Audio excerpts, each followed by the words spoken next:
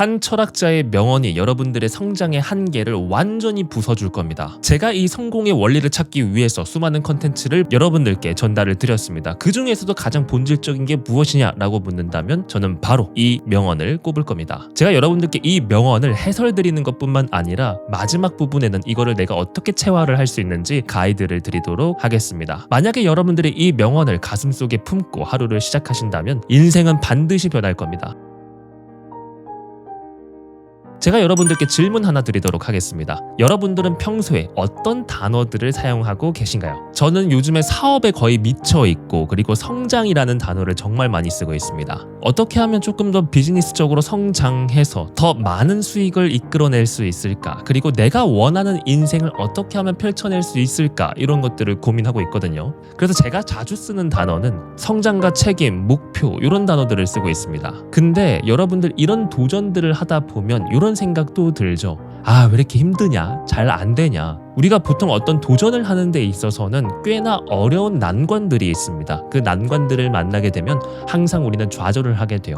그러다 보면 자연스럽게 부정적인 생각이 흐르게 되겠죠. 아, 해도 왜 이렇게 안 되냐? 나는 왜 이렇게 노력을 했는데도 좋은 결과가 안 나오나? 아, 저 유튜브에 나오는 저 놈은 별로 노력한 것 같지도 않은데 나는 이렇게까지 노력을 하는데 이런 결과가 안 나온다고? 아, 힘들어, 피곤해, 짜증나 이런 말을 종종 하시는 분들이 많아요. 여러분들은 어떤 단어를 주로 쓰고 계신가요? 혹시 짜증나, 피곤해, 막 하기 싫어 이런 말씀을 자주 하시지는 않나요? 독일의 철학자 비트겐슈타인은 다음과 같은 명언을 했습니다. 내 언어의 한계는 내 세계의 한계를 의미한다. 이 명언은 모든 거의 본질을 담고 있다라고 해도 과언이 아닐 정도의 가치가 담겨 있는 문장이에요. 제가 여러분들께 하나하나 차근차근 설명을 드리도록 하겠습니다. 우리가 평소에 어떤 생각을 하느냐에 따라서 언어라는 것으로 표현되어 나오죠. 우리가 생각하고 있는 관념을 구체화된 문장으로 표현하게 됩니다. 예를 들어서 우리가 열심히 운동하고 일하고 나면 밤에 되면 좀 피곤하잖아요. 그때 우리의 어떤 지친 감정을 표현을 할 때 피곤하다라는 표현을 합니다. 그래서 우리가 머릿속에 있는 어떤 관념들을 정확하게 표현을 할 때 단어로서 표현을 하죠. 자기 개발을 좋아하시는 모든 분들은 바로 목표를 적어라 라는 말을 많이 들어보셨을 겁니다. 이거는 김승호 회장님, 퀄리치 회장님, 그랜트 카돈 모든 사람들이 목표를 정말 구체적으로 적으라고 합니다. 우리가 왜 목표를 구체적으로 적어야 될까요? 흩어져 있는 나의 어떤 관심사들을 한 군데 모아주는 역할을 하기 때문입니다. 우리가 유튜브 해야지, 인스타그램 만들어야지, 사업 성공해야지 이런 생각을 하고 있지만은 실질적으로 행동이 안 이루어지는 거는 정말 깔끔하고 정돈된 방식으로 글자로 써보지 않았기 때문입니다. 내가 정확하게 유튜브 구독자 10만 명을 모을 거야 라고 목표로 적는 순간 나는 그 삶을 살아가게 되는 거죠. 만약에 이걸 적지 않으면 행동이 구체화될 수 없어요. 어떤 사람은 유튜브를 통해서 성공한 사람도 있고 인스타그램을 통해서 성공한 사람도 있고 그런 거 필요 없이 비즈니스 그 자체로 성공하신 분들도 있습니다. 영업을 통해서 성공하신 분들도 있어요. 투자를 통해서도 부자가 될 수가 있습니다. 성공하는 방법은 정말 많은 거 알아요.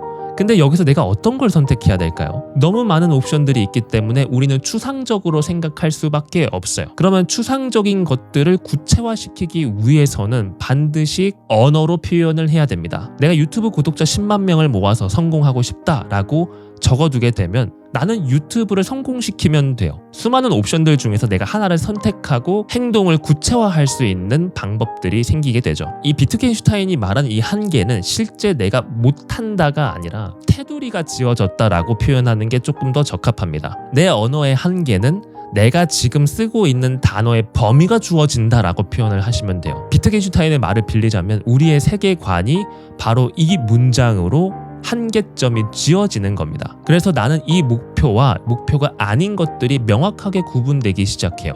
내가 유튜브 10만 구독자를 모은다고 얘기를 했는데 투자를 할 필요가 없죠. 그러면 행동이 구분이 되잖아요. 유튜브 10만 구독자를 모은다고 했는데 영업을 뛰고 있을 필요는 없는 거죠. 행동을 정확하게 명시를 시키는 것 자체가 우리의 사고의 한계를 만드는 거고 우리의 행동의 한계점을 만들어 놓는 겁니다. 그래서 우리는 하나에 더 집중을 할 수 있게 되는 거예요. 우리가 평소에 어떤 단어를 쓰는지는 결국에는 우리가 어떤 생각을 하고 사는지가 정확하게 표현이 됩니다. 맨날 짜증나고 힘들고 어려운 일들만 가득하다고 생각하면 내 머릿속에는 부정적인 관념들밖에 없는 겁니다. 어려움 속에서도 긍정적인 포인트를 찾게 되는 사람들은 내가 어떤 어려움이 있더라도 내 머릿속에는 긍정적인 감정과 생각들이 가득 차 있는 겁니다. 제가 여기서 꼭 강조드리고 싶은 거는 바로 이 부분인데요. 이 언어의 한계적인 측면에서 성공하는 사람들이 쓰는 방법들이 있습니다. 그들만이 쓰는 스킬들이 있어요. 성공한 사람들은 기본적으로 단어의 해석 방법 자체가 완전히 달라요. 단어의 해석 방법? 아니, 우리가 사회적으로 통용되는 단어들이 있잖아요. 피곤한 감정이 들면 피곤하다고 표현을 하고, 어렵다고 생각하면 어렵다는 표현을 쓰게 되겠죠. 하지만 성공하는 사람들은 그렇게 표현하지 않습니다. 예를 들어서 여러분들 실패라는 단어를 어떻게 생각하고 계신가요? 제가 한번 질문을 드려볼게요. 여러분들은 실패라는 단어를 보았을 때 평소에 어떤 감정이 드시나요? 우리는 수험생활 다 한 번씩 해보셨죠?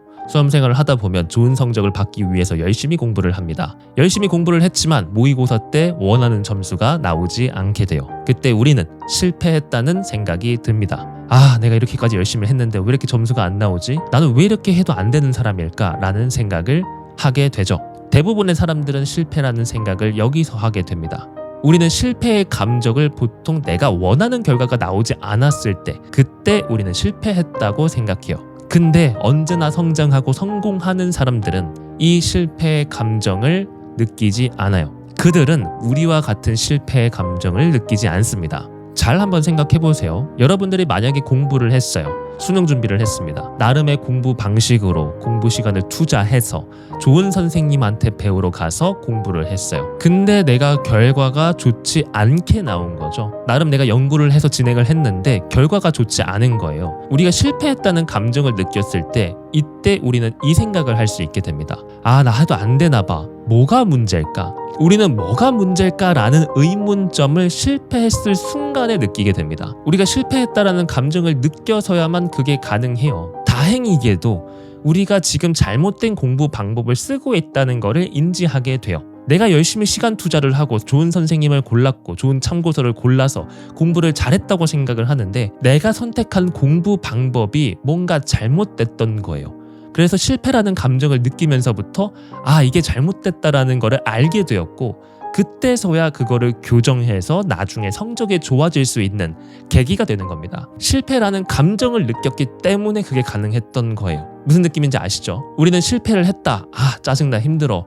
왜 이렇게 안 되는 거지? 라고 생각을 하지만 성장하는 사람들은 실패라는 감정을 느꼈을 때 내가 무엇인가를 잘못했다라는 것을 인지하는 타이밍이라고 오히려 좋아하는 겁니다. 내가 여기서 이걸 개선하고 나가면 앞으로 좋은 길이 펼쳐질 거라고 생각하기 때문이죠. 그래서 우리의 언어의 한계가 내가 실제 일어난 현상을 어떻게 해석하느냐에 따라서도 완전히 달라지게 돼요. 실제 일어난 현상은 아무런 의견을 갖고 있지 않습니다. 하지만 내가 그걸 경험하고 어떻게 해석하느냐에 따라서 내 세계에 들어오게 되는 거예요. 실제 누군가는 실패를 통해서 좌절하고 쓰러지고 앞으로 더 재기하지 못하는 그런 경험을 하게 되는데, 끊임없이 성장을 하는 사람들은 거기서부터 오히려 더 큰 성장을 만들어내요. 한 상황을 어떻게 해석하느냐에 따라서 인생이 완전히 달라지게 됩니다.